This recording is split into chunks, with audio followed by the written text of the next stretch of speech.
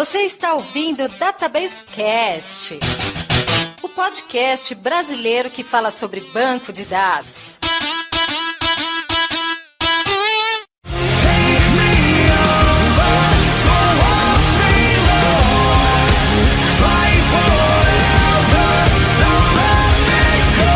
Olá pessoal, meu nome é Mauro Picchigliani e pesquisa em dados é muito mais do que o uso do operador like. Oi gente, aqui é o Wagner Crivellini e pelo que eu entendi hoje nós vamos falar do Procurando Dory. Oi pessoal, meu nome é Valdemar, trabalhamos com códigos em geral.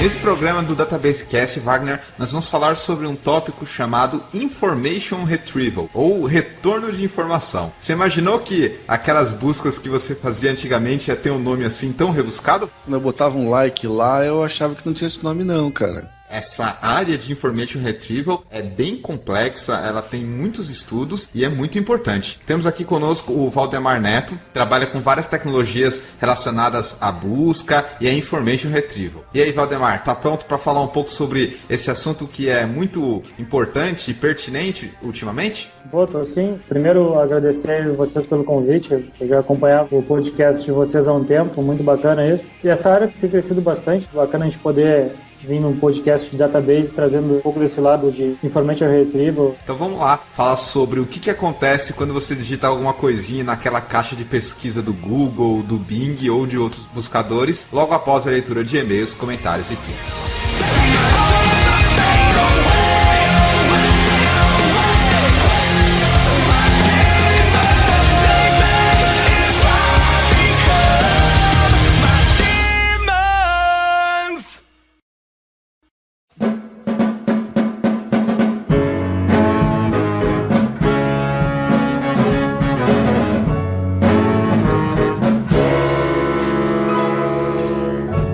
Interatividade com os nossos ouvintes, Wagner, em relação ao episódio 70, que falou sobre eventos com a Kênia e o nosso colega Denis. Você gostou do programa? Cara, eu gostei bastante. Até falei do meia-culpa aí na conversa, que eu tenho ficado ausente, já estou há alguns anos longe dos eventos. Já tomei minhas providências para voltar ao próximo evento disponível. Tem que participar, Wagner, não pode ficar se isolando, não. Já me inscrevi no SQL Saturday que vai ter em São Paulo, vou voltar a participar. Quero te encontrar aí nos eventos. Os fãs nos conheçam, porque sempre perguntam quando eu vou nos eventos. Você sabe que nós fomos cobrados a esse respeito. Queriam ver nós dois num próximo evento que houvesse. Antes de pegar os feedbacks em relação ao programa anterior, queria fazer um anúncio de uma oportunidade rara, Wagner. Eu vou ministrar aqui em São Paulo um curso presencial de 2 dias, 16 horas, sobre introdução ao Machine Learning com Python. Quem tiver interessado nesse curso pode fazer a inscrição, ainda tem algumas vagas, mas tem que se apressar, porque vai ser agora no começo de setembro, em São Paulo, curso presencial, na região ali da Avenida Paulista. Vai ter o link aqui no post para quem quiser participar desse mini curso, onde eu vou ensinar o básico de Machine Learning com Python, falar um pouquinho sobre o que pode ser obtido de resultado com essas técnicas de classificação, as técnicas de clustering, que é o agrupamento, um pouco de regressão também, e, como sempre, vai ter muita parte prática. De fato, o enfoque vai ser na parte prática e não tanto na teoria. Então, vai ser bem interessante para quem já ouviu falar e quer ter um pouco de mão na massa com esse tipo de tecnologia. Você se interessou, Wagner? Me interessa, sim. Eu estou distante aqui, eu ainda estou residindo em Piracicaba e fica complicado para mim ir dias seguidos para São Paulo, mas a reciclagem é um negócio muito importante na nossa área. A gente tem que estar sempre tendo em vista reciclar o que conhece e ampliar horizontes. Eu acho que Machine Learning é um negócio que tem futuro, cara. Tem um link aqui no post desse programa com umas informações sobre custo, localização, pagamento e detalhes do curso. Quem tiver interessado, vai ser um prazer receber ouvintes do Database Cast nesse curso. Lembrando que é um curso de 16 horas, então é bem introdutório mesmo, mas vai ter uma boa parte prática que vai ajudar a, pelo menos, acender a chama de quem quiser começar a trabalhar com esse tipo de tecnologia. Vamos lá então para comentários em relação ao programa anterior, Wagner. O que você separou de comentários Como eu sempre reclamo nos últimos tempos, poucos comentários, gostaríamos que fossem muitos mais. O primeiro que eu separei é o da Beatriz. Precisamos aproveitar que o público feminino raramente deixa comentários. A Beatriz deixou um comentário bem legal aqui no nosso site databasecast.com.br. Ela escreveu: olá, parabéns pessoal por mais esse episódio. Muito legal essa divulgação. Trabalho como DBA Júnior e aqui na minha cidade, Campo Grande, Mato Grosso do Sul, eventos voltados para a tecnologia já são restritos. Imaginem para banco de dados. Caso queira participar de um evento, tem que viajar para cidades centro, como São Paulo, Rio, BH. E como foi bem dito no podcast, isso já dificulta e dá aquela desanimada básica, sem contar o custo, né, Beatriz? A coisa é braba. Gostaria de sugerir para algum futuro podcast um assunto referente a bancos de dados de bioinformática, que é um ramo que está crescendo e vejo pouco sendo falado de rotina ou administração de bancos. Obrigado pelo seu comentário, Beatriz. Seja bem-vinda. Você sofre, assim como outras pessoas que estão das cidades longe dos centros. E realmente é triste isso, mas isso está mudando. Aos pouquinhos, cada vez mais, a gente está vendo eventos indo mais para o interior, para o litoral e fugindo um pouco do centro das cidades. E se você realmente sente essa dificuldade, bora organizar um. A Kênia falou bastante sobre isso, o Denis também. Então, tem essa oportunidade aí de montar alguma coisa local. Os primeiros vão ser bem difíceis, mas se você realmente tiver interesse, pode montar uma comunidade local aí que vai beneficiar outras pessoas como você. Com certeza. Também teve no nosso site databasecast.com.br o comentário do Marcelo, que é muito rápido, mas foi legal, cara. Olha só o que ele escreveu. Parabéns, Wagner e Mauro, e obrigado por me fazer um profissional melhor. Cara, ganhei o dia. É muito bom ouvir um negócio desse. A gente sofre para fazer isso, não ganha nada. Esse é gratificante. Bacana, Marcelo. Realmente é muito legal de ouvir isso. Dá um gás aqui pra gente continuar fazendo o nosso trabalho e manter a nossa periodicidade e qualidade dos nossos programas, que é super importante pra gente. Com certeza, e muito obrigado pelas suas palavras. Eu separei mais 2 comentários, um do eMasters, da nossa página no eMasters. O Diego Santos escreveu: pessoal, tenho uma coisa a dizer, excelente trabalho no Databasecast. Estou buscando minha primeira oportunidade e comecei a escutar a partir do DBA Ogro. Já estou oficialmente na maratona do Databasecast. Seja bem-vindo, Diego. Obrigado, Diego. Espero que você continue gostando dos nossos programas e ajudando a divulgar entre seus contatos nas redes sociais. Ele depois comenta algumas experiências que ele teve, que ele queria participar de alguns eventos, depois ficou com o pé atrás e dá a experiência dele aí a esse respeito. Mas como nós falamos no podcast, Diego, vale sempre a pena você procurar algum evento para participar. Se não pelo conhecimento técnico, pelo menos pelo networking. Ser conhecido é sempre bom. Muita gente tem um pouco de receio, é muito tímida, tem um pouco de ansiedade, às vezes até algum pequeno ataque de pânico de participar desses eventos assim, mas vale a pena. Talvez os primeiros sejam mais difíceis, até você achar sua turminha ali e tal, encontrar alguém que goste de conversar sobre aquilo que você gosta também. Realmente vale a pena participar dos eventos, Wagner. Para finalizar, no nosso canal do YouTube, youtube.com/databasecast, a gente tem o outro Diego, o Diego Marcelo, escreveu: como sempre, mais um podcast fantástico. Obrigado, Diego. Os eventos são muito importantes e já fui em diversos, principalmente da Microsoft. De fato, vários deles são para vendedores. Sempre que surge oportunidade para uma palestra técnica, eu vou. E sempre volto com milhares de ideias. Realmente, essa é a melhor parte. A gente ouve alguém falar alguma coisa que a gente não conhece, você volta pipocando de ideia na cabeça. E ele finaliza: parabéns pelo trabalho. Muito obrigado, Diego. A gente volta cheio de ideias e também com vontade de testar coisas novas, experimentar ideias que foram discutidas ou mesmo fazer aquele uso exploratório de uma nova ferramenta ou de um novo software, Wagner. Exatamente. Bom, aproveitando que a gente está falando sobre o canal do YouTube, precisamos de inscritos. Então, todos os nossos vídeos no YouTube agora tem uma janelinha que você pode clicar na parte superior esquerda. Então, quem tiver curtindo o nosso programa nessa plataforma, por favor, se inscreva no nosso canal. E se prepara, quem sabe um dia a gente lança um videocast e fica ligado. Opa, altos planos para o futuro, Wagner. Em relação aos e-mails, tivemos alguns contatos aqui por e-mails interessantes e eu destaquei o do Luiz Vitor França Lima. Boa tarde, Mauro e Wagner. Tenho 26 anos e trabalho com SQL Server desde 2009. Comecei a escutar o Databasecast após a indicação do meu irmão, Fabrício Lima, consultor em banco de dados. Após 6 meses, consegui terminar a maratona e escutar todos os episódios, principalmente enquanto ia de ônibus para o trabalho. O trabalho de vocês é excelente e está melhorando a cada novo episódio. Tenho certeza que estão ajudando e fazendo a diferença na vida de muitas pessoas. pessoas. Gostei do último episódio, o sobre eventos para DBAs. Eu gostaria de parabenizar a Kênia e o Denis pela participação. Fui pela primeira vez em um evento de SQL Server no SQL Saturday 512, Rio de Janeiro, que foi organizado pelo Denis. O evento foi sensacional e conheci de perto algumas das feras da comunidade SQL Server do Brasil. Recomendo a todos os profissionais participarem desse tipo de evento para agregar novos conhecimentos e aumentar o networking. Fica a dica para fazer um episódio falando sobre troubleshooting. Continuem com esse trabalho, pois estão de parabéns. Um grande abraço, Luiz Vitor. Ó que e-mail bacana, Wagner. Bacana mesmo, hein? Muito obrigado, Luiz. Valeu pela força, Luiz, e também obrigado pelo Fabrício Lima, seu irmão, que é um consultor de banco de dados e que fez essa indicação para você. Agora é a sua parte fazer indicação para os seus amigos e compartilhar e continuar interagindo aqui com a gente. Recebi também um outro e-mail com um puxão de orelha, que foi do Dirley Frederick.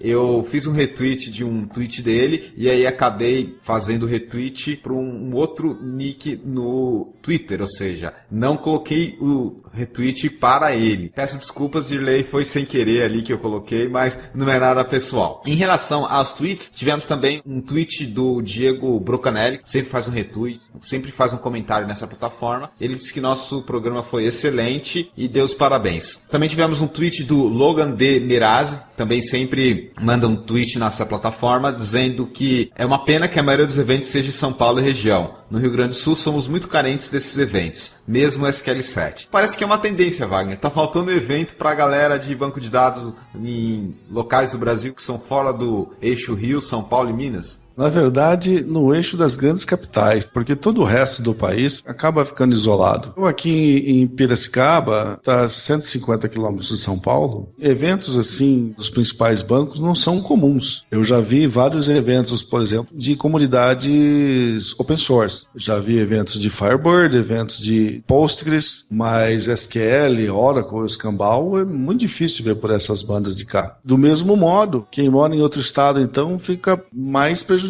ainda. Fora dos grandes centros, realmente não é muito fácil. Infelizmente é uma realidade, mas fica como dica aí aquele site meetup.com, que é um site bem bacana, que está ganhando bastante popularidade aqui no Brasil, que é para justamente isso, as pessoas se reunirem e falarem sobre assuntos diversos, pode ser de tecnologia ou não, e eu já fui em alguns meetups, é uma coisa bem informal, assim, às vezes é só um encontro no boteco, mas já é um começo. Pode não ser um evento da maneira formal, como a gente comentou, mas enfim, pelo menos você consegue encontrar pessoas que a princípio vão ter algum assunto em comum com quem está interessado. Houve também um comentário desse no nosso canal do YouTube, do Sandro Pereira, e eu até sugeri para ele, se inscreve no grupo DBA Brasil, eu participo dele, a Kênia, por sinal, até comentou isso durante nossa gravação, que ali você já tem algumas informações, sempre que tiver evento, oportunidade, dúvida técnica, aparece no grupo. Então fica essa dica em se inscrever no meetup.com, achar os seus interesses e sair procurando sua turma no bom sentido. Agora vamos falar sobre Information Retrieval, pesquisas textuais e logs, Wagner? Tentei aprender o máximo possível, porque não é simples, é uma coisa que está melhorando dia após dia, e a gente que ainda está no Full Text Search ainda está alguns anos luz, mas a gente chega lá. Para uma discussão mais aprofundada sobre esses e outros tópicos, fiquem aí com esse programa, onde a gente conversou com o nosso colega Valdemar, e a gente discutiu pesquisas textuais, falamos também sobre gerenciamento de log, Information Retrieval, tecnologias como a suíte ELK e outras.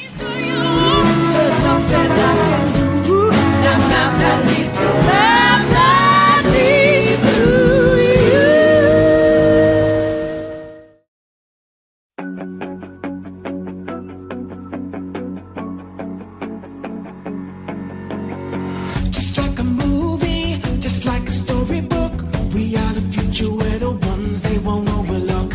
We'll take it. Vamos começar esse episódio do Database Cast como a gente geralmente sempre faz, dando oportunidade para o nosso convidado se apresentar. Eu sou desenvolvedor, a maioria do pessoal assim, que vai mais a fundo nessa área é meio que escolhido, então acho que eu fui meio que escolhido assim, sem muita habilidade para coisa manual, acabei ficando no computador e lá para meus 13, 14 anos eu comecei a mexer com os emuladores de servidor, de jogo online com Java, essas coisas aí. Desde o início a gente já usava MySQL e alguma coisa de SQLite. E acho que foi aí que eu comecei. Depois nos 19 anos, eu assinei minha carteira pela primeira vez. No CLT me pegou mesmo. Aí eu comecei a desenvolver com PHP em um e-commerce, com PHP e também com MySQL. Aí depois eu entrei na faculdade, eu sou formado em análise de sistemas pelo Senac de Pelotas. Eu passei por várias empresas, aquela parte de estar na faculdade que tu consegue ser mais dinâmico na troca de trabalho. E depois eu fui para uma empresa que tinha escritório em Pelotas, que é da Alemanha, lá, que é a Possible. E aí lá eu consegui, acho que abrir um pouco mais o leque de tecnologias, assim. Eu pude trabalhar com Postgres também um bom tempo. Depois eu trabalhei um tempo remoto com Java e Postgres também. Infelizmente, são poucos os participantes que a gente tem aqui que falam sobre Postgres e que conhecem esse produto. Raríssimo ter alguém aqui que fala de Postgres. Bom saber. Eu não sei se o pessoal fala bem ou mal. Foi logo que eu comecei no Postgres. Eu achei bem interessante, assim. Logo depois, eu comecei a usar ele e ele começou a dar suporte a JSON e tal. Acho que foi versão 9.3, 9.4. E aquilo ali eu pensei assim, cara, isso aqui vai ser a revolução dos bancos de dados. Esse troço vai ser muito louco. Foi uma parada bem bacana que eu achei do Postgres. Depois eu usei ele mais um tempo, usei alguma das coisas de geolocalização dele, achei bem bacana também.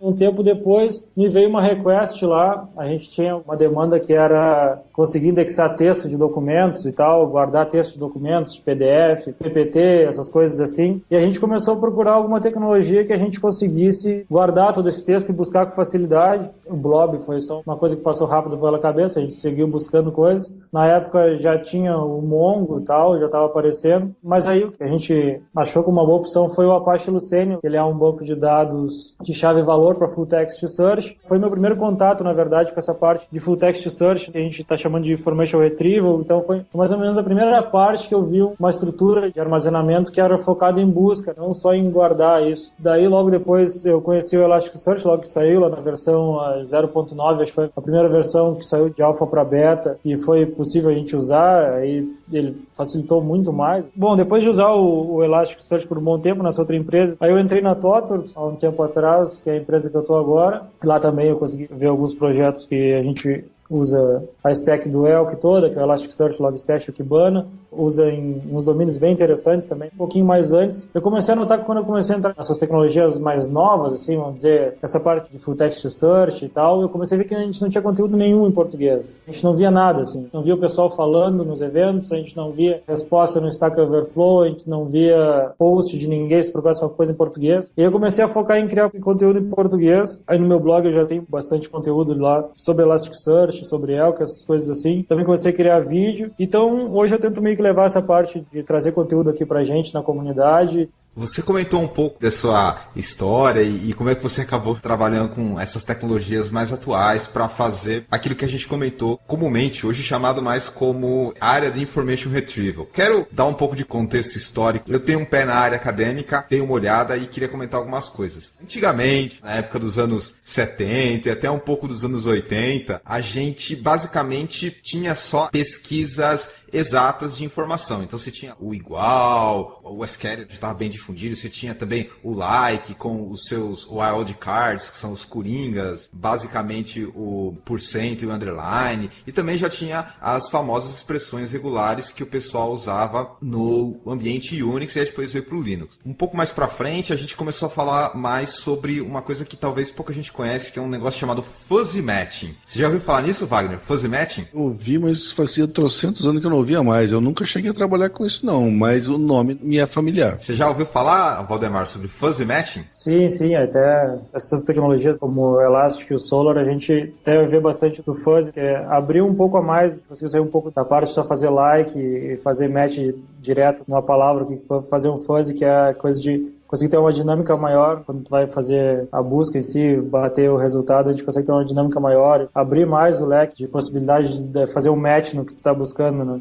Isso. Era basicamente aplicar alguns conceitos da lógica fuzzy, de pesquisa inexata, de dizer que agora eu estou comparando dois strings, mas eles não são 100% iguais, eles têm aí um índice baseado numa métrica de distância, enfim. Então isso foi bastante popular naquela época. E aí, continuando, principalmente na área acadêmica, surgiram muitas outras ideias interessantes, como NLP, NLP, que é o Natural Language Processing, que é uma pesquisa por um texto que a pessoa digita mais como se estivesse falando, e também melhorias na parte de full text, com operadores que te dão um pouco mais de contexto da palavra, pesquisa por proximidade e outras coisas. A área de Information Retrieval sempre teve bastante coisa, no ponto de vista acadêmico, bem interessante para você ter as pesquisas que facilitam tanto a procura de informações quanto traziam resultados mais relevantes. Mas com certeza essa área teve, digamos assim, um boom quando a gente começou a ter a internet e os seus buscadores que começaram a usar essas técnicas, em particular o Google, com não só PageRank, que é o algoritmo dele para saber relacionar os sites, mas também com alguns recursos para facilitar a busca. Óbvio que ele estava bem avançado na época, baseado nas pesquisas acadêmicas, mas está tudo relacionado aí. Então, quando a gente fala de Information Retrieval, tem todos esses contextos aí por trás. Eu tive a oportunidade recentemente de assistir uma palestra de uma pesquisadora da Microsoft, Susan Dumais, e aí ela falou bastante coisa sobre o Bing, que hoje em dia as pesquisas elas revelam muito mais sobre a pessoa, às vezes até a situação de um país ou o sentimento geral, só com base nas pesquisas, que é importante descobrir vários aspectos, como quem está pesquisando, o que foi pesquisado no passado, onde está sendo feita a pesquisa, quando ela está sendo feita. Então é muito mais só do que colocar uma palavra e encontrar coisas relacionadas. E realmente essa área aí ela tem bastante coisa, Valdemar. Você, quando deve ter começado a estudar, percebeu que tem bastante coisa por trás disso. Das coisas, assim, tu falou, é bacana, mas tem umas coisas, às vezes, que a gente vê que também pode ser o lado negro disso. A gente fica pensando um pouco nessa questão de quanto que essas informações cruzadas agora, com a facilidade que não pode ser usado para uma coisa que não vai ser benéfica, assim, para a sociedade. Não digo que não seja o exemplo que eu vou dar, mas o lado comercial hoje, quem tem muito dinheiro para investir em máquina, que hoje, assim como a gente tem também essa parte da evolução do Information Retrieval, a gente tem a evolução também da nossa infraestrutura, do escalonamento horizontal, as coisas assim. Então a gente consegue processar bilhares de dados com muita facilidade. Então a gente tem um caso que eu acho bem bacana, que é o lance de como o Netflix faz para saber se ele lança ou não lança uma série em determinado dia e tal. Então basicamente ele pega a agenda dele de séries e cruza com os calendários de todo mundo, assim, vê, no dia tal eu não posso lançar uma série, no dia X eu posso, que vai ser um feriado, alguma coisa assim. Então, quanto mais informação a gente consegue guardar e mais a gente consegue cruzar elas com outras informações, mais a gente consegue fazer. Com essa facilidade que a gente está criando de cruzar dados, de buscar, de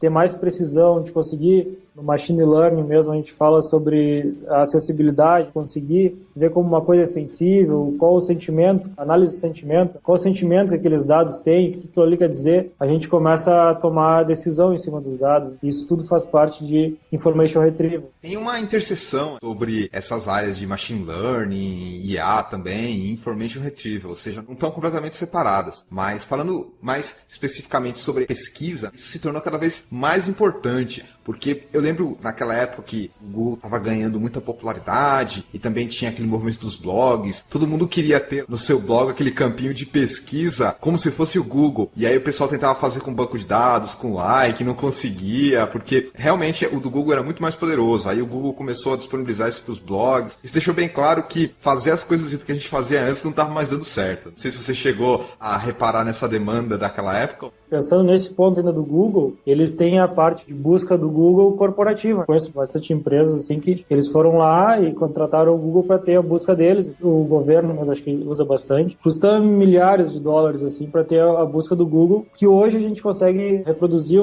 a mesma busca deles com as ferramentas open source como o Elastic ou o Solar, assim. Então, essa evolução está sendo muito rápida, assim. Outro tipo de negócio que também conseguiu oferecer uma experiência muito grande para o usuário depois que o Information Retrieval virou público, assim, foi e-commerce. Como é fácil hoje tu buscar por um produto, um tênis, alguma coisa, te oferecer ali, te dar uma sugestão de uma coisa que realmente tu tá procurando. E nem é bem o que tu tá digitando às vezes, mas é uma coisa que consegue te fazer isso porque a busca realmente, ela é inteligente. Se você criar uma busca inteligente, que entende o que tu quer buscar, entende o que tu quer dizer, entende o contexto do que tu tá buscando. Então isso foi uma evolução, acho que bem grande, assim, nessa área. Busca hoje em dia é um ponto-chave quando você fala de e-commerce, principalmente porque é uma oportunidade de você, aumentar a conversão. As empresas de e-commerce investem bastante em busca, em sistemas de recomendação, como você falou aí, no caso da Netflix, também investem bastante em maneiras de não só a pessoa conseguir achar o que ela quer, mas também conseguir influenciar alguma coisa ali baseado nos resultados da busca, para aumentar a conversão, ou também, às vezes, disputar o que vale mais a pena quando você está mostrando um produto. Colocar os produtos relacionados, ou colocar uma busca daquele produto, ou fazer o sistema de recomendação, enfim, tem muito investimento aí justamente para ter uma oportunidade de aumentar as vendas, baseado nessa funcionalidade de pesquisa. Você imagina, Wagner, que quando você está inocentemente pesquisando ali num site de e-commerce, tem uma tecnologia absurda por trás? A gente acaba percebendo isso com toda a quantidade absurda de anúncios e propaganda que a gente recebe. Essa semana eu vivenciei um negócio desse, que eu uso um aplicativo Runtastic no meu celular para caminhada, corrida e tudo mais, e os caras falam, vamos ajudar você agora a controlar o seu tênis, porque depois de quantos quilômetros tal, ele pode causar lesões e nós vamos ajudar você a controlar. Tudo bem, cliquei lá, vamos. Qual marca que você usa? Aí marquei. Que modelo que você usa? Eu falei, porra, já não precisava essa informação. Respondi qualquer um. Qual o número que você calça? Falei, não, pera, acabou, né? Aí já estão pedindo informação demais. É muita esperteza para pouca pesquisa. Provavelmente com esses dados eles devem estar relacionando algum produto que eles vão te recomendar mais para frente. Evidentemente vão vender esse tipo de informação para as empresas de calçados, tanto as que produzem quanto as que vendem calçado, para me fazer propaganda. E aí eu preferi reservar a minha privacidade um pouco e deixar de usar a funcionalidade do aplicativo, né? É interessante você citar esse caso do mobile, porque quando a gente fala em Information Retrieval, tradicionalmente fala-se em pesquisa em texto, mas hoje em dia não é assim. Hoje em dia você tem bastante reconhecimento de voz, com a Siri ou a Cortana, também aquele lá do Google, ou mesmo até nisso que você falou, às vezes você vai marcando uma opção ali, sem necessariamente estar digitando com o tecladinho lá do mobile, mas está fazendo uma pesquisa por trás. Então, Information Retrieval tem esse caso clássico, da pessoa digitando, que rola um processamento natural de linguagem, um NLP e full text e tal, mas também tem essa outra maneira, digamos assim, de captar o que o cara está fazendo. E hoje em dia está tão integrado que se você faz a pesquisa de um produto no site, daqui a pouco você entra em outro e a propaganda está relacionada com aquilo que você pesquisou, enfim, a pesquisa não está parando mais ali onde você fez. Tem muito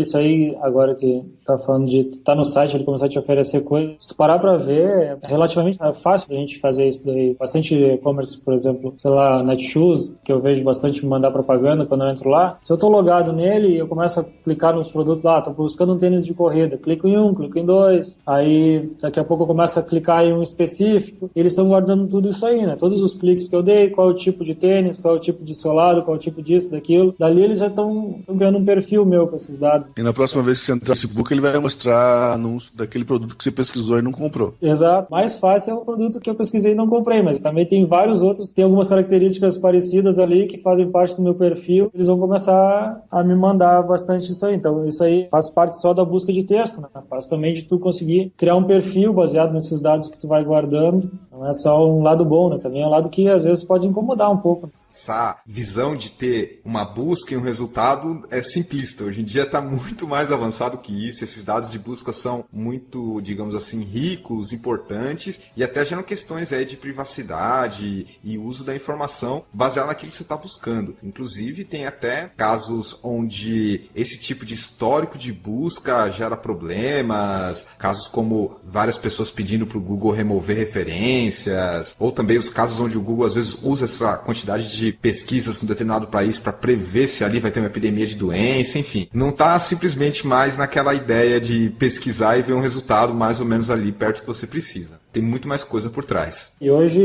uma coisa que é bem mais simples é tu pegar uma rede social, por exemplo, o Twitter, ele tem uma API aberta. Pode usar um database desses, um NoSQL focado em busca, pode ser o Elasticsearch da vida, e plugar ali na API dos caras, indexar um monte de tweets que tu quiser de um país, indexar, sei lá, bilhões de dados, é totalmente tranquilo. E aí tu começa a cruzar esses dados e tirar alguma coisa dali. Pode cruzar do jeito que tu quiser e tu consegue cruzar informação, saber coisas que podem acontecer em alguns lugares e tal. Isso hoje é muito simples, muito aberto, é muito palpável, uma coisa que era bem complicada a gente fazer antes. Certamente tem tipos diferentes de buscas e aplicações que você pode fazer, mas voltando naquele modelinho básico que eu falei, de pesquisar e retornar as informações, só queria deixar claro para quem está nos ouvindo aqui, que é tradicional da área de banco de dados, tem que ter um pouco de mente aberta para saber que só pesquisa com os wildcards, com o like ou com expressão regular não é o suficiente, dependendo do seu requisito, do seu seu projeto, tem muita coisa aí que pode ser feita. A gente já falou de fuzzy matching, a gente também falou um pouco de NLP, e não só isso também. A interface da pesquisa é muito interessante, com aquele autocompletar, com a sugestão de coisas que aparecem antes de você terminar a pesquisa, também a pesquisa baseada em relação a onde o cara tá, e toda uma série de análises que pode ser feita baseada naquilo que o cara pesquisa. Tem coisas como, por exemplo, saber que o cara tá fazendo uma pesquisa hoje e amanhã ele faz outra, então tem um percentual de pesquisas repetidas que o cara faz, ou aquela pesquisa navegacional que o cara só faz para lembrar alguma coisa que ele já sabia, ou às vezes o cara faz uma pesquisa para saber a grafia correta da palavra. Então tem um monte de coisa aí de pesquisa que pode ser estudada para compreender melhor como isso está sendo feito. Normalmente, não é só mais aquele modelinho de pesquisar e trazer o resultado. Tem uma maneira de você fazer uma modelagem e descobrir mais sobre a pessoa, ou as pessoas, ou o grupo de pessoas que está pesquisando, baseada na maneira que ela interage com isso, com a caixinha de pesquisa, ou com o reconhecimento de voz, horário, correlacionar isso com o que está acontecendo no mundo, ou na cidade do cara, enfim. Muita coisa que pode ser feita para, não só aquilo que a gente falou, trazer resultados melhores, mas para colocar outras coisas que dá para fazer com o dado, como sugerir melhor produto, fazer uma previsão, entender o que está acontecendo com os usuários.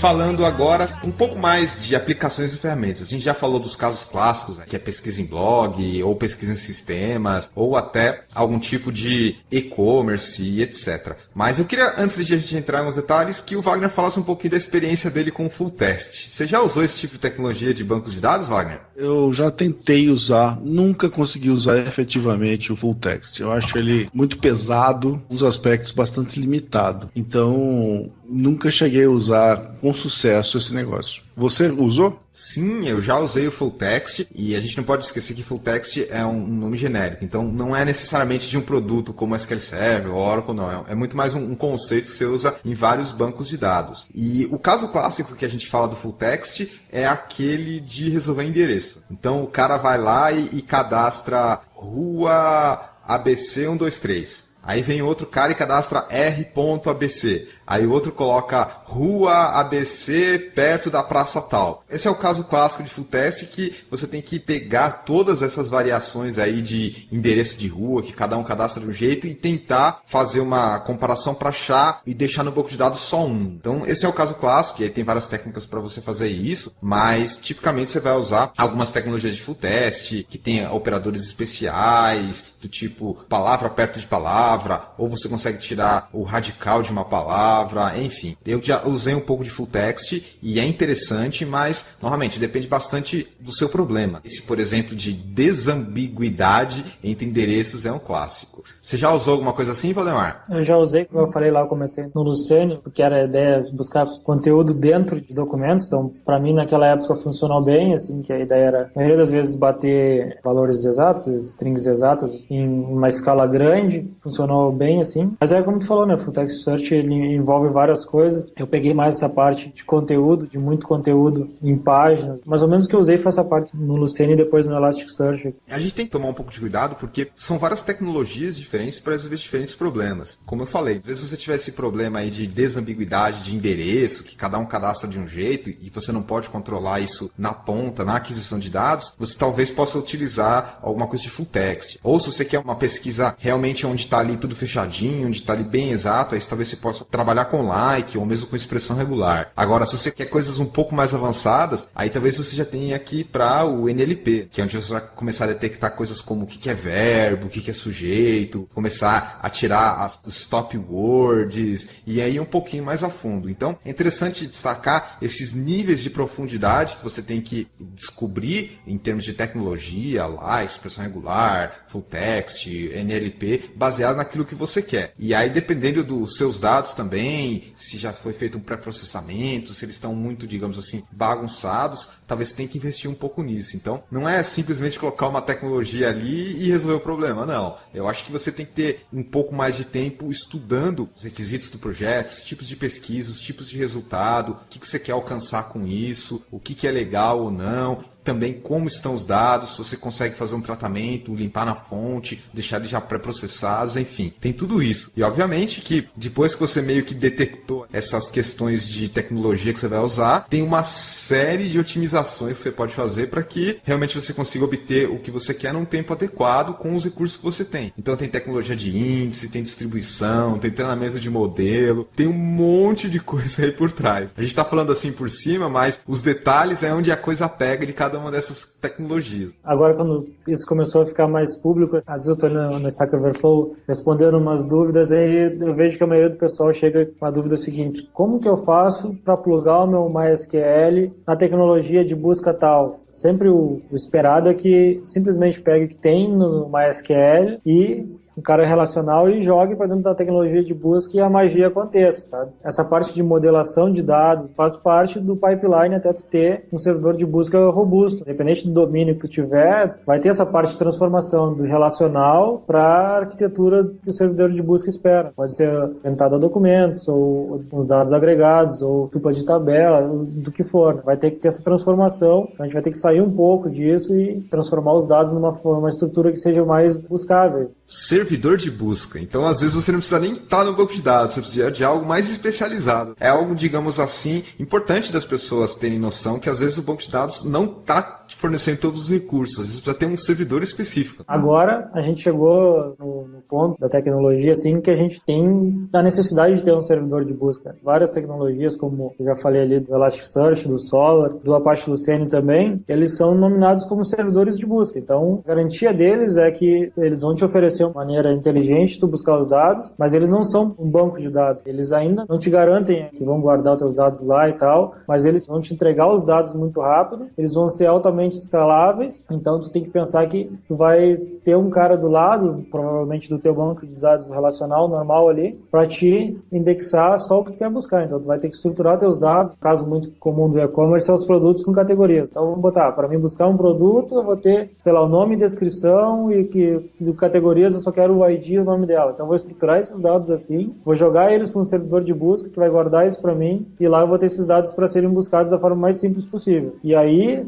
a parte da busca, eu vou configurar como eu quero. Eu posso, como tu falou, posso mexer com plurais, posso mexer com verbo e tal, porque eu consigo oferecer uma experiência para o meu usuário focado na busca. Do ponto de vista arquitetural, é mais um elemento que você tem que ter aí. Além do banco de dados, você vai ter que ter lá o servidor de busca, com todas as suas características de escalabilidade, de acesso, aspectos também de segurança, desempenho, que a gente falou. Então, é mais um elemento da arquiteturinha que você vai ter que ter lá. Vai ter que ter o servidor web, banco de dados, um servidor de busca, talvez um servidor de cache, enfim. A figurinha de arquitetura está começando a ficar mais complicada. Além da figurinha de arquitetura, a gente também tem a figurinha de conceito, que a maioria dos servidores de buscas, o conceito deles muda bastante. Por exemplo, no Apache Lucene mesmo, a gente tem um conceito totalmente invertido do que a gente tem no banco de dados relacional. A gente tem vários rows lá, e quando a gente faz uma busca, a gente vai percorrer eles para achar o valor X, por exemplo. Percorro 100 rows lá para achar o valor que eu queria. Um servidor de busca, como o Apache Lucene, por exemplo, isso é invertido. Ele tem um index lá, tu manda uma palavra, ele salva ela e te diz onde ela está. Então, se tu buscar ela depois, a primeira coisa que ele vai fazer quando tu buscar é achar a palavra. Vai buscar a palavra, ele não vai percorrer nada, ele bateu o valor exato dela, e aí ele vai ver quais dados pertencem àquela palavra e quais IDs de documentos pertencem àquela palavra ali e vai te devolver isso. Então, ele é um conceito um pouco invertido, assim, do que a gente tem. Isso tudo é coisa que a gente vai ter que estudar, vai ter que pegar isso daí, vai ter que entender, vai ter que tirar o paradigma do banco de dados relacional, toda essa parte, para pegar esse paradigma novo. Você imaginava, Wagner, que você ouvia esses nomes quando a gente falava com busca? Lucene, Solr, o Elasticsearch, NLP, Wagner. Tá confuso? Que tinha algum nome eu sabia, agora quais nomes eram realmente nunca soube, cara. É um negócio bacana. E um treco que eu via no passado, que prometiam, mas comercialmente nem sei como iriam colocar isso à disposição, era engines de pesquisa Mas de imagem, comparar imagem, comparar som, essas coisas, nossa, cara, como é que a gente ia interagir com um treco desse? Eu fico pensando às vezes nesse assunto. Hoje em dia já tem bastante solução para isso, Wagner, mas em geral depende muito do tipo de imagem que você quer pesquisar, da sua base de dados. Obviamente que você não vai querer montar algo como um Google que pesquisa qualquer imagem de qualquer coisa. Na maioria das vezes, pelo que eu estou vendo, é alguma coisa bem mais assim específica. Então, por exemplo, quero fazer um mecanismo de imagem que procura carros, mas eu só quero carros de uma marca. Então aí você vai lá, treina o seu modelo, cria algo bem customizado.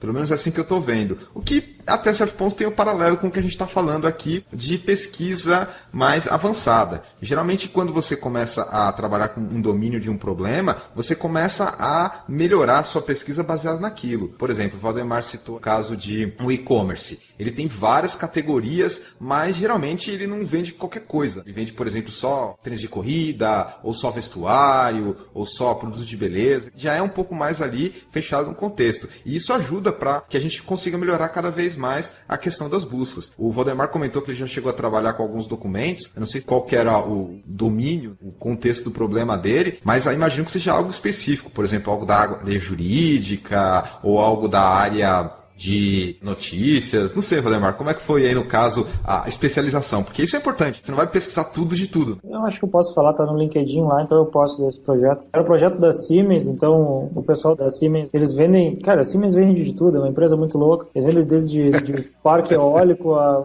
coisa de radiografia. E aí turbina e tudo mais. Exato. E aí os representantes dessas coisas todas, eles precisavam ter no iPad deles os PDF para apresentar naquelas reuniões super legais lá de gente de gravata, e eles precisavam buscar dentro desses PDFs, então basicamente era isso. Então era um domínio bem focado nessa coisa de representação, assim. Era mais ou menos isso. Conforme você vai aprendendo mais quais são os dados do domínio, as características, você vai poder implementar pequenos refinamentos na sua pesquisa ou na tecnologia que você usa para fazer a pesquisa para ficar cada vez melhor. Por exemplo, se você vai trabalhar com notícias, você vai começar a perceber o feeling lá que o pessoal trabalha com as palavras que vão na manchete. Ou se você trabalha, por exemplo, com posts em redes sociais, você vai começar a perceber o tipo de palavra que o pessoal usa, ou os formatos de colocar o post no Facebook, por exemplo. Ou se você vai trabalhar com a área jurídica, você vai detalhar os jargões que o pessoal usa. Então, tem muito disso, de compreender o domínio ali dos dados que você vai estar manipulando para melhorar a sua pesquisa e também o mecanismo de buscas e obter o resultado mais adequado para o usuário. Dependendo da maneira que você começar a montar o sistema, ele pode, com o tempo, ir melhorando. E aí, volta naquilo que a gente falou de machine learning. Mas também tem questões como recriar índice, fazer pequenos ajustes, melhorar, às vezes, o seu dicionário de dados e dar uma olhada de forma contínua para que o seu, digamos assim, sua solução de busca seja aprimorada com o tempo. Exato, esse aprimoramento ele é infinito, assim, pelo menos em alguns domínios que eu vejo. Opa, emprego garantido pro resto da vida? É melhor que servidor público? Eu acho que é por aí. Pô, se tu tem um e-commerce, gosto do caso do e-commerce que a gente consegue usar bastante essas coisas. Assim. E no caso do e-commerce mesmo, às vezes o pessoal me manda e-mail lá pra consultoria privada, essas paradas assim, e muitos são e-commerce. E a primeira coisa que eu digo pro pessoal é, cara, vamos começar a gravar tudo que o pessoal busca aí e vamos ver se estão conseguindo entregar pro pessoal o que eles estão buscando. Porque às vezes tem muito sinônimo, muita coisa, só vai conseguir aprimorar conforme tu for entendendo teus clientes, o que eles buscam. Às vezes os caras buscam a blusa não sei o que colorida, e o nome é totalmente diferente, mas pô, tu vai ter que criar um sinônimo para aquilo ali. Tem sinônimos às vezes que dependem também da localidade, do estado, sabe? Tem gente que chama, sei lá, aqui no Rio Grande do Sul as pessoas chamam jaqueta de japona e de pullover, o blusão. Isso é uma coisa daqui, a gente só vai descobrir depois de analisar o que os usuários estão buscando, criar uma bolacha e biscoito. Bolacha e biscoito, não, é bolacha e biscoito. Esse é um desafio. Essa aí não, mas é o tipo de coisa, né, que só consegue analisando, guardando esses dados e aprimorando cada vez mais, tu vai aprimorando isso, um trabalho meio que infinito. E no caso dos e-commerce, sites em gerais, isso é uma informação que você pode pegar do usuário que ele nem está logado. Ou seja, você consegue ter essa informação de pesquisa para meio que encaixar ele num padrãozinho e começar a sugerir resultados melhores para eles. Sem contar também que, dependendo da busca, uma coisa que você falou aí que é interessante, você consegue descobrir coisas erradas. Por exemplo, a descrição do produto não está legal, não está de acordo com a busca, então você tem como melhorar os dados do produto para que a busca facilita e aí o cara acha mais. E também você tem as métricas para ver o quanto efetiva está sendo a busca. Conversão é uma uma delas, do tipo, qual percentual de pessoas que pesquisa vai pro produto e compra. E aí, dependendo desse percentual, você pode melhorar sua busca para você aumentar a conversão no final. Enfim, tem um monte de coisa aí por trás que está envolvido com a busca que vai te ajudando a refinar com o tempo. Também tem o lance de tu usar a própria ferramenta para isso. Pode guardar todas as buscas que os usuários fazem e agrupar essas buscas, ver quais que são as mais feitas ali. Se está conseguindo entregar bastante resultados para aquelas buscas que são as mais feitas, usa a ferramenta para ti mesmo. Foi o que tu falou. O usuário não precisa estar logado, né? Basta digitar lá, vai ser uma pessoa digitando, cara, guarda aquilo ali, vai guardando a tua base lá, como tu tem um servidor de busca que é altamente escalável, tem uma disponibilidade alta, guarda tudo lá e vai começando a coletar informações desses dados. Agrupa todas as buscas, vê se tem algumas semelhantes, vê se está conseguindo entregar bastante dados para aquelas buscas ali que são as mais feitas, estou conseguindo entregar bastante coisa. Não posso começar a enquadrar alguns produtos nessas buscas aqui. Vamos começar a fazer isso. Então, usa a ferramenta para isso mesmo. Você falou aí em termos de busca e, do ponto de vista do usuário, é muito frustrante ele fazer uma busca e não achar. Então, ele vai tentar outra palavra, ele vai tentar outra coisa, mas você vê que quanto mais esforço ele vai fazendo, provavelmente o interesse dele vai diminuir, né? Então, também está impactando na maneira que o usuário vai interagir com o site, vai ter a percepção da marca, às vezes se for um site de uma marca, ou até da tecnologia que os caras estão usando. Ele fala assim, pô, aquela pesquisa lá é uma porcaria, nunca acho que é o produto que eu quero. Tem a ver também com a percepção que o usuário vai ter do seu site ou da sua ferramenta de busca, num nível mais genérico, digamos assim. E o usuário vai ficando mal acostumado. Mal acostumado não, na verdade é bem acostumado. Porque, por exemplo, site que tem busca, hoje tem um campinho de busca, ele vai começar a te sugerir coisa conforme tu digita. A maioria deles. É o autocompletar.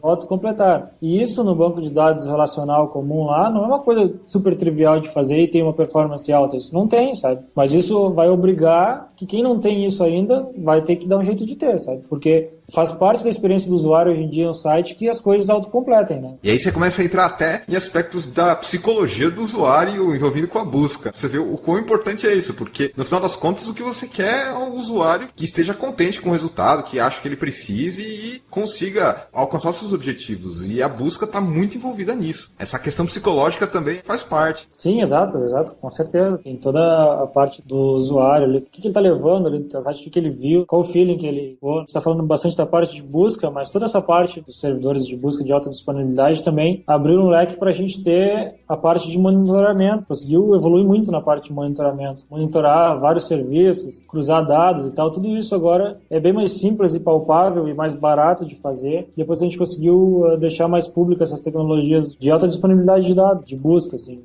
Agora que você citou esse tópico sobre monitoramento e também o que está associado com a busca, por favor, explica para os nossos ouvintes e para mim e para o Wagner também o que é essa tal de sigla ELK que tanto se fala. Muita gente ouve falar, fica com dúvida e não sabe exatamente. Antes de eu entrar no ELK, assim, no ELK, eu vou começar um pouco do problema, que é legal a gente ver o problema. Hoje em dia, para a gente pegar uma aplicação normal, uma aplicação que rode em um servidor só, usa um Apache, um Nginx, a gente vai querer contratar alguma coisa para fazer um monitoramento da nossa aplicação, a gente vai botar ali... Nagios, talvez? Pode ser o Nagios. E a gente vai começar a analisar ali as requests, a gente vai querer fazer métrica customizada. E na maioria dos casos, um valor simples ali, talvez não muito alto, a gente vai conseguir monitorar isso. Mas, no geral, a gente está caminhando para arquitetura distribuída. São microserviços e várias coisas, cada uma trabalhando por si só, separada. Cada uma dessas coisas gera seus próprios logs. Tem output, cada servidor que roda essas coisas também tem output, está mostrando erro, está mostrando info, está mostrando várias coisas. E toda essa distribuição, se tu vai pagar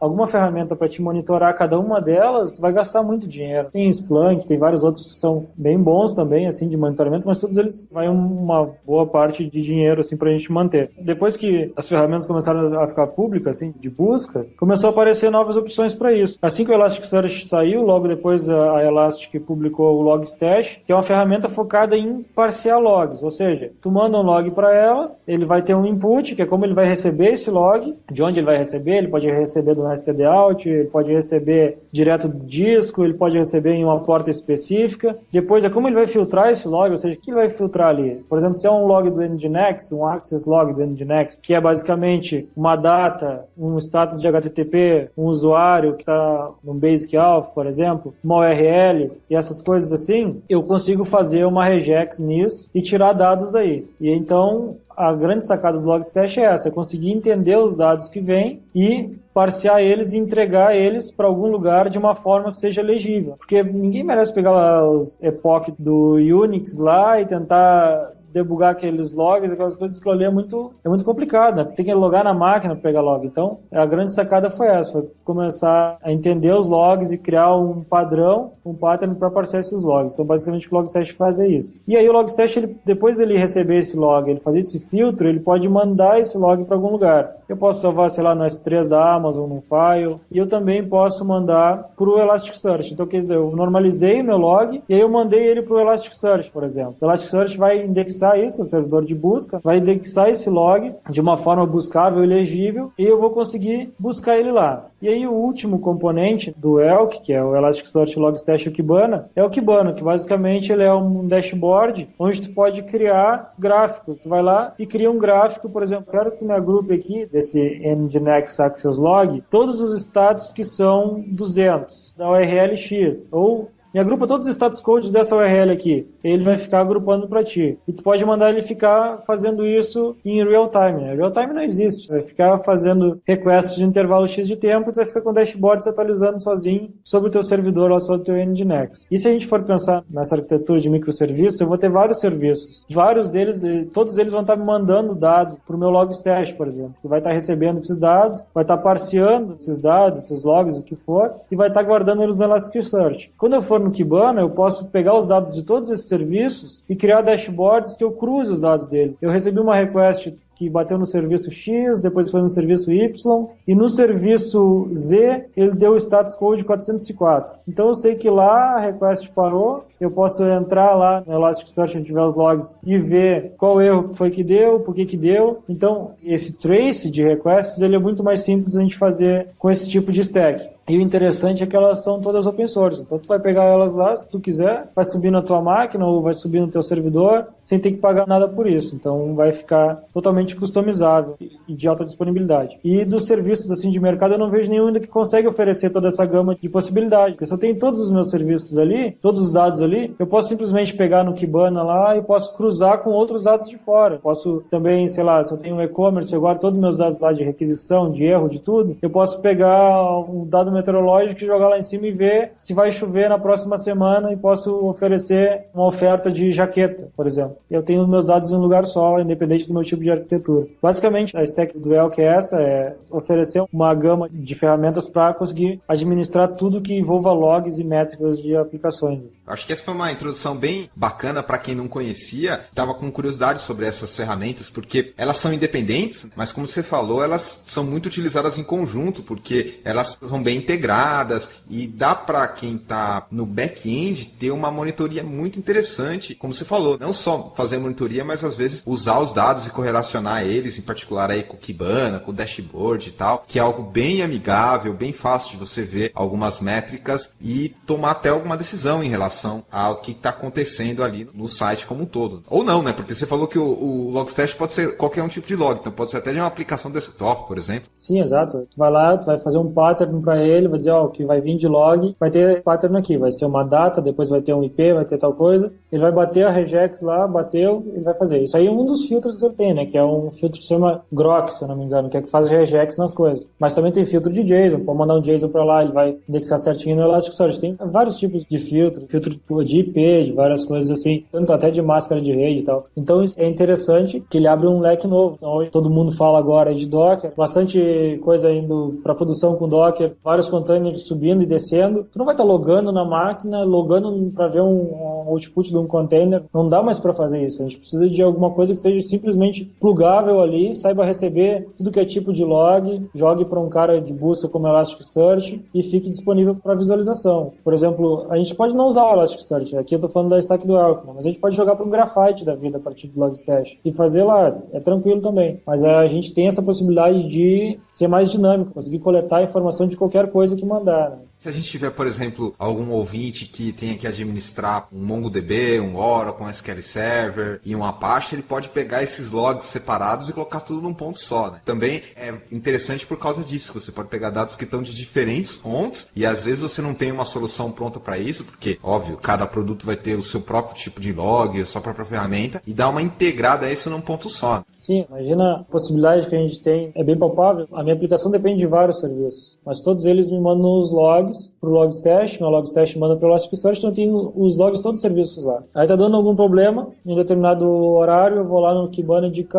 eu quero criar aqui um gráfico dentro desse espaço de tempo aqui, sei lá, espaço de tempo de 5 minutos. Naquele espaço ele vai mostrar as requests de todos eles, vai mostrar os logs de todos eles e tu vai poder cruzar. Então no serviço tal aconteceu isso essa hora, naquele lá aconteceu tal coisa. Consegue entender, tu consegue ver os serviços interagindo, né? Uma coisa que era bem complicado a gente fazer antes, era bem difícil. Pô, tu tá em produção, deu um erro tal, o que tá acontecendo? Problema no Nginx, problema na página, problema na aplicação. Olha log do Nginx. Ah, não é? Ah, vai na aplicação, olha os logs lá. Ah, não é aqui também. Olha tal coisa. Ah, é o serviço tal que a gente usa lá. A aplicação em produção, ela não pode jogar o erro simplesmente na tela. Tem que gravar esse log em algum lugar. E aí, tu ficar procurando esses logs pra lá e pra cá é muito complicado. Essa maneira de tu juntar e cruzar eles é muito nova, assim, uma coisa que é bem interessante. Eu citei aqui o Nagios, mas a proposta do Nagios é um pouco diferente. A proposta do Nagios é você, de tempos em tempos, checar alguma coisa na aplicação e não necessariamente trabalhar com log. Já o ELK trabalha com log, então você já tem que ter o log pronto ali para você extrair deles, né? Então, só para deixar claro essa diferença entre o Nagios, que também é para monitoria, mas é uma monitoria, digamos assim, onde você fala o que você quer ficar checando. Nagios, acho que os Zabbix também são os caras mais reativos, mas também tem como tu receber tudo isso no Logstash e jogar um output para alguém que vai fazer isso. Também tem o Watcher, que é da própria Elastic, tem o Elastic Alert, que é um cara aberto, que fica fazendo essa parte de mandar alertas quando encontra. Tem um cara bem bacana também, que é o Riemann, que é escrito em Clojure, que ele também faz essa parte de pegar os streams de máquina, memória e várias coisas e mandar alertas sobre isso. Então, tem vários caras novos que são simplesmente plugáveis no Logstash, que é o cara que está recebendo as informações, são simplesmente plugáveis para te mandar essa parte de mandar alertas, fazer essas coisas assim.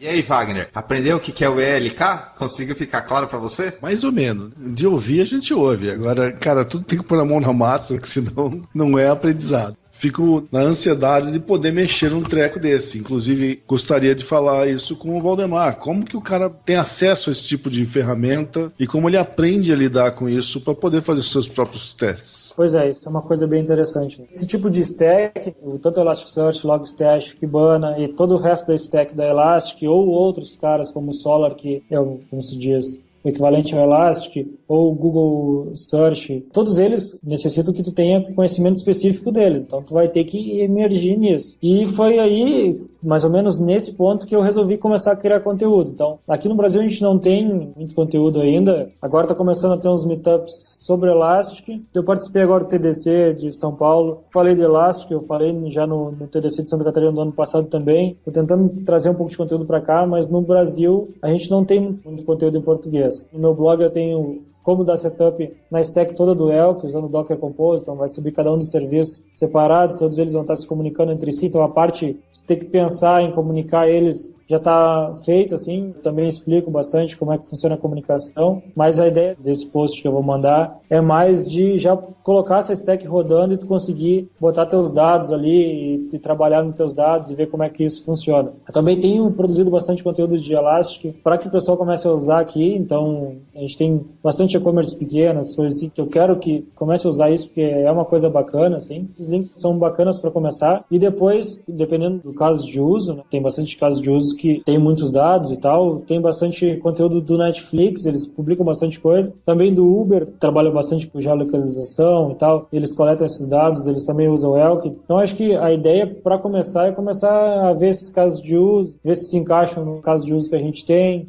e começar a entender cada um desses serviços, o primeiro Logstash, o primeiro Elasticsearch, depois começar a plugar eles, ver como é que eles trabalham junto. A hora agora é uma hora muito boa de fazer isso, entender uma coisa nova, é uma coisa que está correndo bastante, assim, daqui a um tempo eu não imagino como vai ser para uma pessoa que não pegou esse contexto por agora, entrar no meio dessas tecnologias. Agora a gente consegue ainda acompanhar isso aí.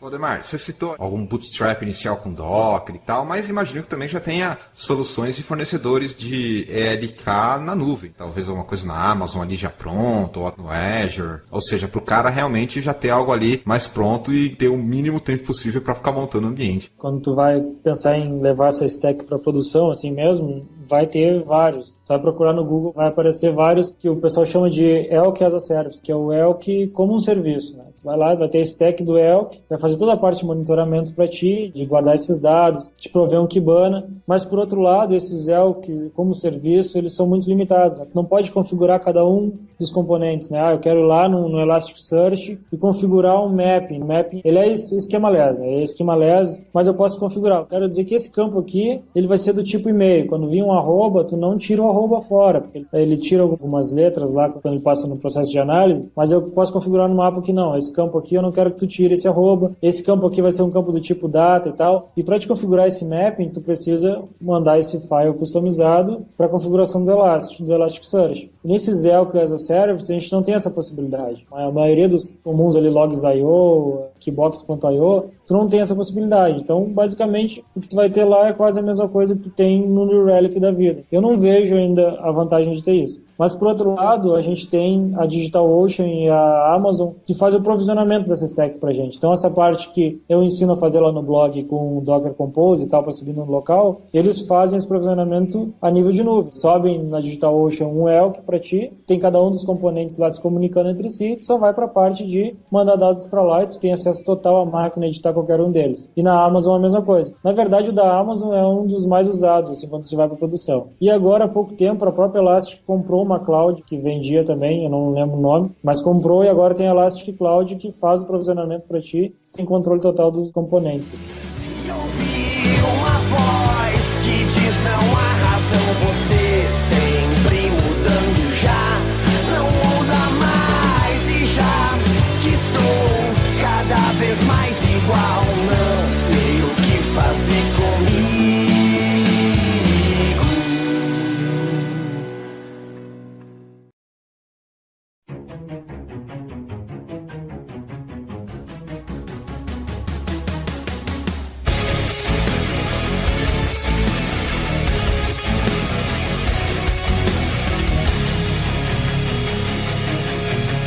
Agora que a gente já falou um pouco sobre o que é essa área de Information Retrieval, algumas das tecnologias, problemas também e ferramentas, vamos falar um pouquinho sobre alguns cases. Vamos deixar o nosso convidado Valdemar aqui falar para a gente um case que ele pode ter de Information Retrieval ou mesmo com um LK para motivar um pouco os nossos ouvintes a começarem a trabalhar com essa tecnologia. O primeiro foi quando eu comecei com o Elasticsearch mesmo, que era de buscar documentos, que eu falei que era esse projeto lá da Siemens, que era interessante porque em muitas palavras a gente tinha que normalizar elas para poder oferecer uma experiência boa para o usuário quando ele estivesse buscando. Então o Elasticsearch, ele te oferece essa parte de tu conseguir normalizar as coisas, ele dá suporte à linguagem, então ele já tem nativo, por exemplo, suporte à linguagem inglesa, inglês, português, várias linguagens, então eu posso botar uma configuração para ele dizer, olha, quando entrar nesse campo aqui, eu quero que tu também guarde essa palavra como inglês, ele vai fazer a parte de transformar isso daí. Então, tu consegue ter uma coisa mais próxima do que o usuário estiver buscando. Esse projeto a gente tinha em torno de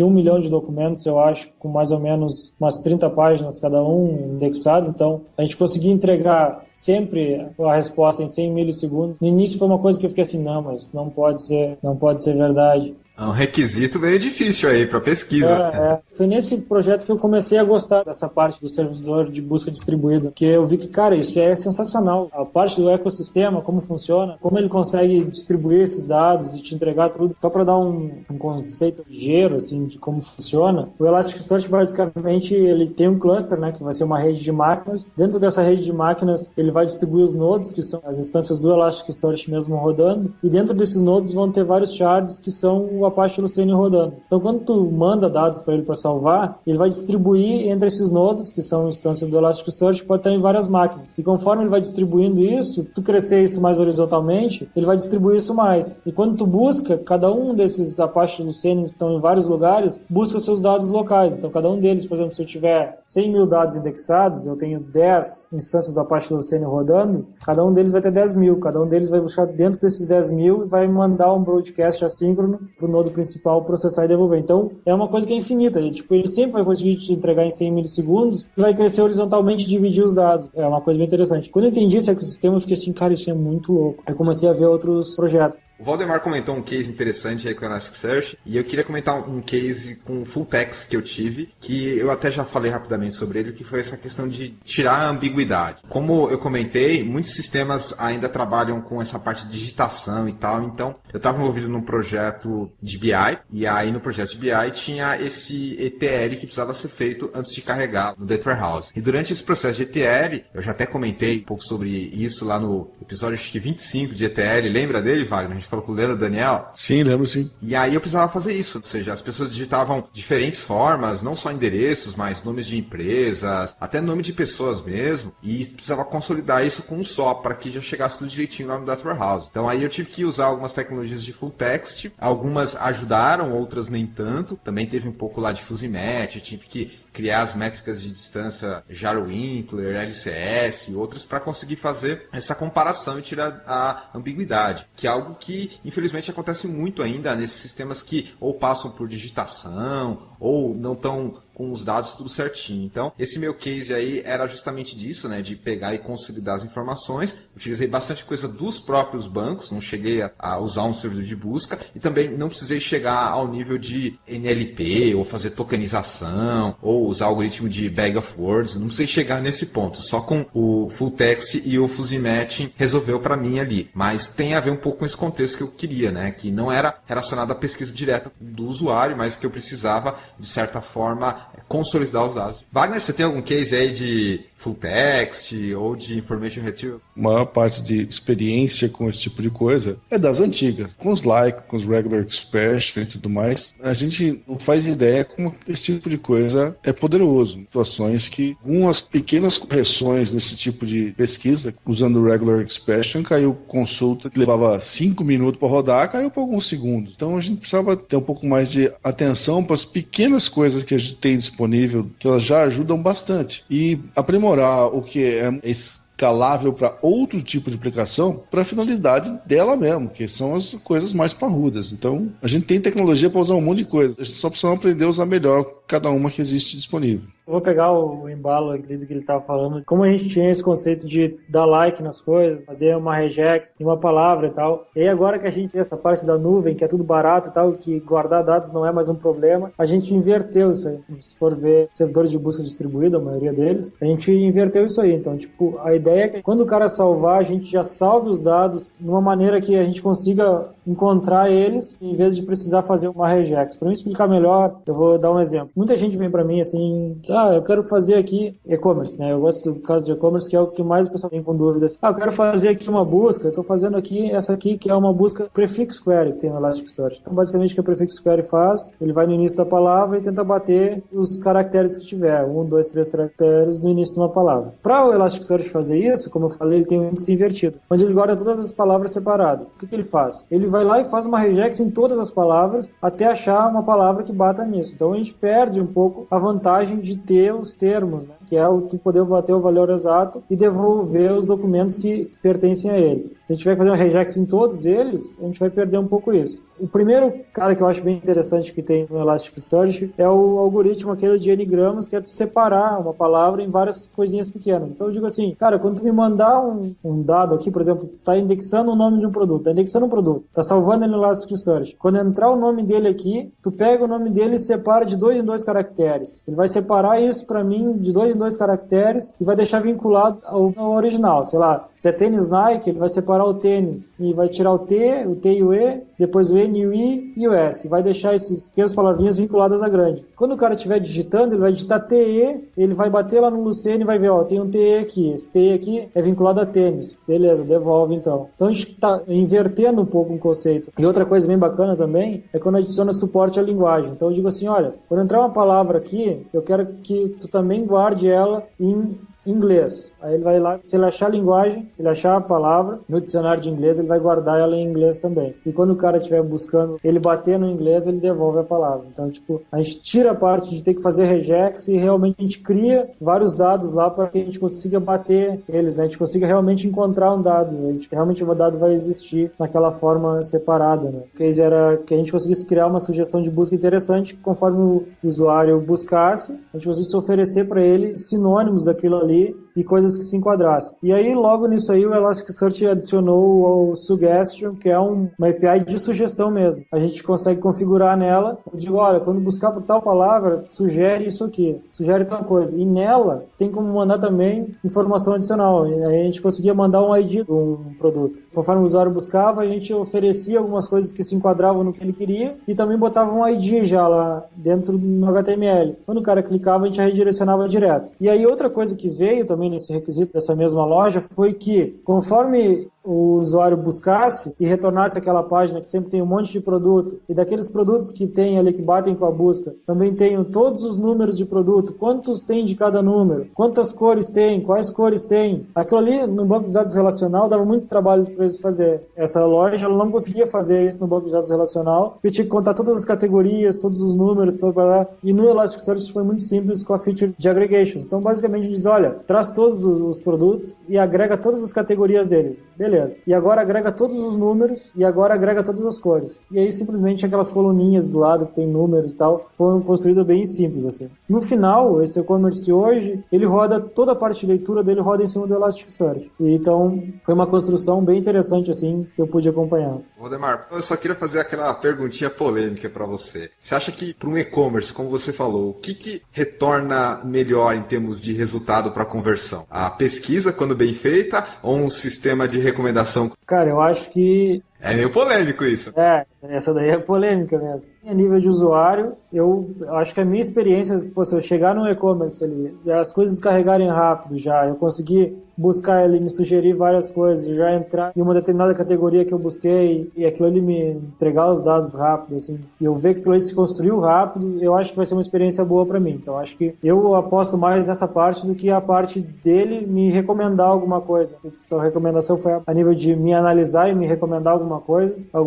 Eu particularmente, eu não gosto disso. Eu recebo um e-mail, assim, sabe, Netshoes da vida, ou Centauro, eu fico assim, vocês estão analisando meus dados. Eu gosto mais da experiência minha buscando, ele me sirva bem os dados do que ele analisando meus dados e mandando coisa, né? E você, Wagner, como usuário de um site, o que você acha que te faz conhecer melhor ou chegar naquilo que você quer? A busca ou alguma recomendação? Cara, eu acho que a recomendação facilita pra caralho, né? Se ele dá uma sugestão de que tipo de informação, de frase, vamos falar assim, ou de argumentos de pesquisa que pode ajudar, facilita pra caralho. Eu gosto. Eu só não gosto da questão do comercial aí da coisa, como o Valdemar também falou. Tem hora que ele começa a pedir informação demais pra me vender serviço ou me vender qualquer produto, eu começo a ficar incomodado com isso. Acho que é muito invasivo demais. Particularmente eu gosto mais dos sistemas de recomendação porque eles estão cada vez mais avançando. Não que a parte de busca também não esteja avançando, mas a parte de recomendação hoje em dia está tão avançada que você tem essa maneira de fazer o collaborative filtering, que é que outras pessoas acharam baseado no quão próximo elas estão de você. Você tem a variação lá das estrelinhas, e aí dependendo do usuário você vê um produto com uma estrelinha, aí o outro usuário vê o mesmo produto com uma outra quantidade de estrelinha, que é a opinião, e aí também você tem os depoimentos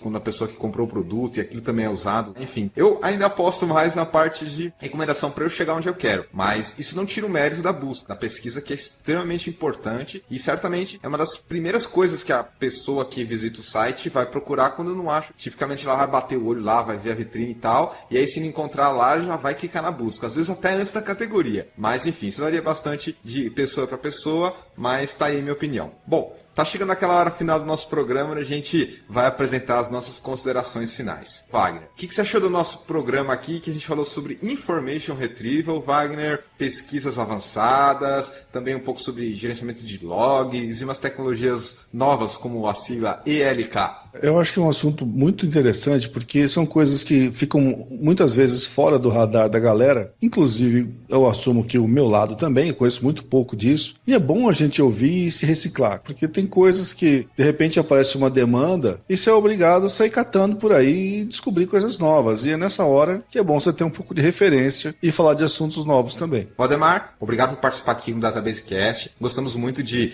ter você aqui conosco para falar um pouco sobre essas tecnologias e a área de Information Retrieval em geral. E abrir esse espaço para você fazer suas considerações finais. Primeiro, agradecer a vocês pelo convite. Super bacana o podcast mesmo. Uma conversa bem aberta, assim, que eu acho bacana ter. Aquela conversa, para ali no café da empresa, às vezes, para conversar com uma pessoa, conversa em um evento. Achei muito bacana a possibilidade. E para quem quiser começar, então, para quem estiver escutando, que é DBA, por exemplo, porque todo mundo sempre pergunta, mas e aí, os bancos de dados relacional vai acabar e parar? Não, não tem nada a ver, né? Isso não vai acabar. É o medo que a pessoa tem. Não, isso aí vai ser só mais demanda para quem é da parte de banco e tal, vai ter que estudar essa parte de talonamento horizontal, alta disponibilidade e tal, mas é um plus a mais nessa área aí que tá vindo, então é a hora de se atualizar, é um conceito bem novo. Eu tenho certeza que quem começar a estudar vai gostar muito de como as coisas funcionam, assim, essa parte de escalonamento horizontal e tal. Eu vou deixar disponível meus links ali para quem quiser ver o que eu tenho de conteúdo, tô sempre produzindo e tal. E também a ThoughtWorks vai começar a focar bastante nessa parte de Big Data e tal, vai começar numa campanha de Agile Analytics, então vai ter bastante conteúdo saindo em português também, então acompanhe lá o site da firma. Também lá no iMasters, onde vai estar o podcast, eu também publico lá de vez em quando, então também acompanha lá que vai ter conteúdo. Só queria pegar um gancho aqui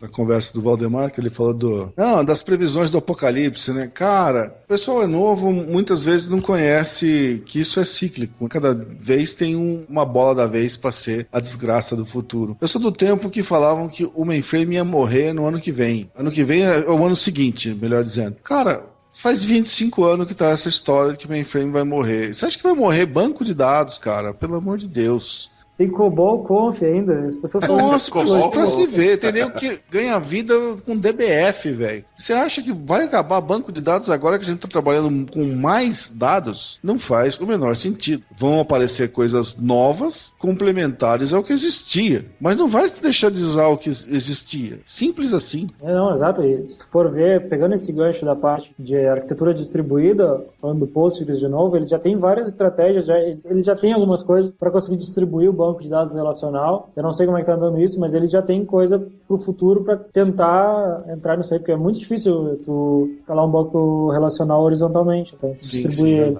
Mas eles têm visão para isso, então, cara, daqui a pouco vai aparecer conceito novo relacional. Eu acho que essas coisas vão andar muito juntas, assim, uma coisa vai puxar a outra pela mão, então é bem bacana. Com certeza. Essa área de Information Retrieval é bem vasta, tem bastante coisa para ser estudada, tanto do ponto de vista mais teórico e acadêmico, digamos assim, quanto do ponto de vista mais prática. Tem bastante coisa também nessa tecnologia que a gente falou no programa, Lucene, NLP, ELK, Fusinet, tem bastante coisa para estudar. Quem estiver interessado em correr atrás disso, tem muito trabalho de casa aí para fazer, e são coisas que cada vez mais vão estar avançando e vão estar melhorando. E como recomendação final para quem quer começar a estudar isso, vai com calma, não se assusta porque tem muita coisa, vai dando os baby steps, passinho de bebê que seja confortável para você, e estudando um pouquinho, vendo o que estão fazendo, experimentando uma tecnologia, dando uma olhada ali num fornecedor, vendo alguns cases, para se informar, inclusive, e ver talvez até o que pode ser interessante usar em algum projeto. O Valdemar comentou que tem algumas coisas já em português que são interessantes, tem alguns softwares que você pode customizar, outros nem tanto, tem fornecedor na nuvem, tem Docker, enfim, tem bastante coisa aí para quem quer começar a dar os primeiros passos e se aprofundar um pouco mais nessa questão de Information Retrieval ou gerenciamento de logs e essas tecnologias relacionadas. Com isso, então, a gente termina esse episódio da Database Cast, agradecemos a audiência, um grande abraço, pessoal, e até a próxima.